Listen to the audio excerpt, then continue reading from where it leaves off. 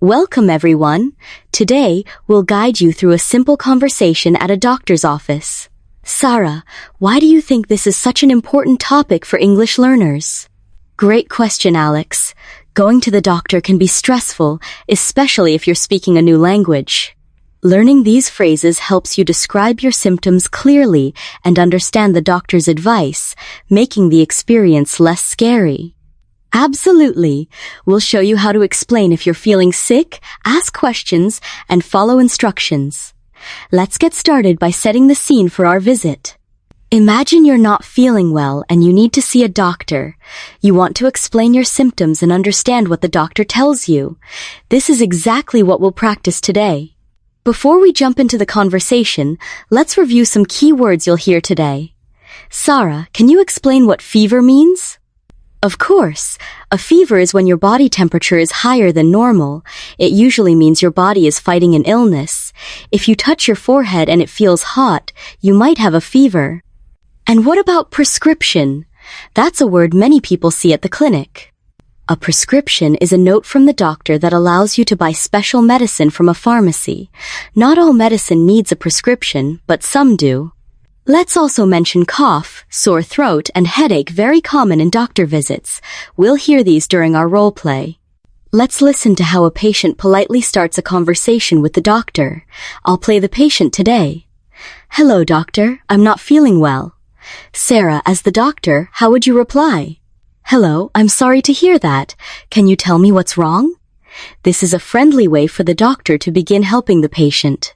Notice how both the patient and doctor are polite and clear. Using greetings and simple sentences helps everyone feel comfortable. Exactly. Even in emergencies, starting with a calm greeting and a short explanation, like I have a headache, is very helpful. Now, let's practice describing common symptoms. For example, I have a stomachache. Sarah, what's another way to say you feel sick? You could say, I have a sore throat, or I feel tired. It's important to use simple words. The doctor needs clear information to help you. Right. If you have a fever, you can say, I think I have a fever. My body feels hot. These phrases make it easy for the doctor to understand. And don't worry about perfect grammar. Clarity is more important.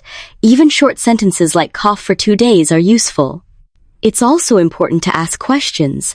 A common one is, do I need medicine? Sarah, what's another helpful question? You could ask, how long will it take to get better? This helps you know what to expect.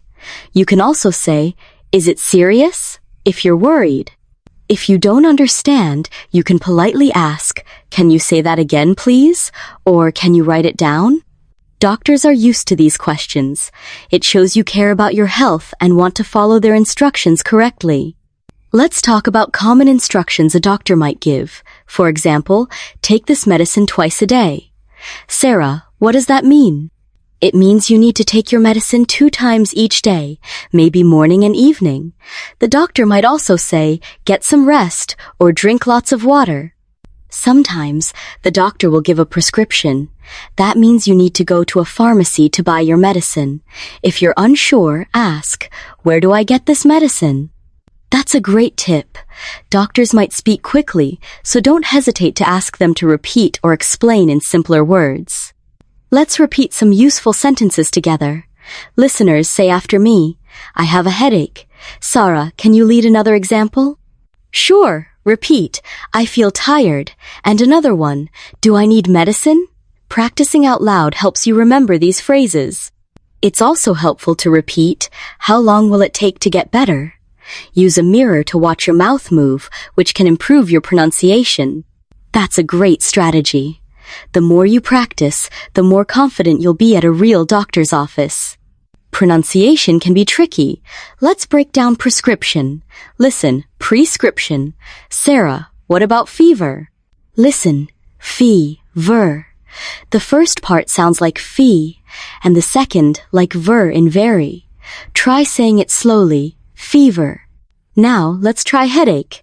It's head plus ache like bake. Say, headache. Practicing these words several times will help you feel more natural. Exactly.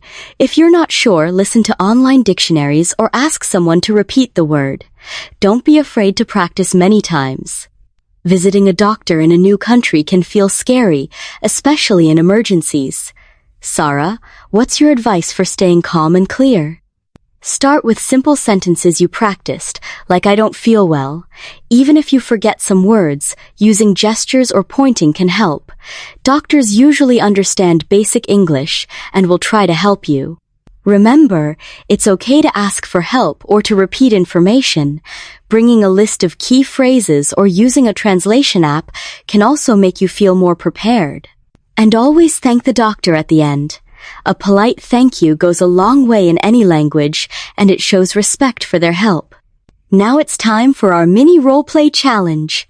Listeners, imagine you're at the doctor's office. First, try being the patient. Say, "Hello, doctor. I have a cough." Great. Now switch roles and be the doctor. Respond, "How long have you had this cough?" Then, as the patient, answer, "For 3 days." As the doctor, you can now say, "You need to rest and drink water." Practice switching roles to get comfortable with both sides of the conversation. The more you practice, the easier it gets. Try this exercise with a friend or by yourself. You'll feel much more confident next time you visit a doctor. Let's quickly review what we learned today.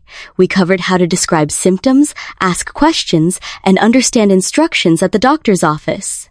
Sarah, any final learning tips? Keep practicing these phrases, and don't be afraid to use them in real life. Listening to English health podcasts or watching simple medical videos can also help you get used to common words and accents. Remember, confidence grows with practice. Check our episode notes for links to extra practice materials and vocabulary lists. Thanks for joining us today. We hope you feel ready for your next doctor visit in English.